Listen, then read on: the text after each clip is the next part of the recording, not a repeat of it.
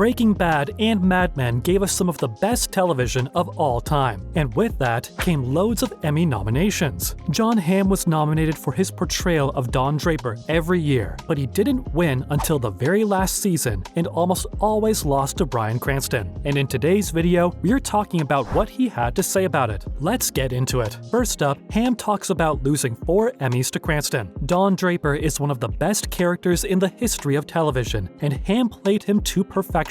There were no faults in his acting, but Cranston's Walter White is arguably the greatest acting performance ever. So, every year that Hamm went up against him, he lost, and that happened 4 times in a row. Ouch. We are sure if he was up against anybody else in different years, he would have come out on top. Now, you'd think that he's got some resentment for the Breaking Bad actor, but no. In a recent interview with Howard Stern, the 51-year-old actor opened up about his losses. Of course, Stern asked all the right questions, like whether it was ever annoying how Cranston would show up every year and take the award home. Did Hamm hate him? As it turns out, no. The Mad Men actor stated that maybe he would have been a lot more hurt if he never won the role, but he did end up winning eventually, so there were no hard feelings for Bryan. And he said he thanks the 66-year-old actor every day for bowing out before Mad Men ended. Next, Hamm was all praises for Cranston. Folks, this news just swelled up our hearts. Both these shows are such a huge part of pop culture, and we can't say enough good things about them. So it's wonderful to see that these two brilliant actors share a good relationship. Hamm talked about how the two had very similar journeys in Hollywood. He said, like him, Cranston had been quite the journeyman in the industry, with roles on Seinfeld and Malcolm in the Middle, before he finally got a career-defining role, and he made the most of it. So, the actors had a lot in common. The 51-year-old called Bryan the menschiest guy you'll ever meet. He even shared that his friend came to his screening of Confess Fletch with his wife,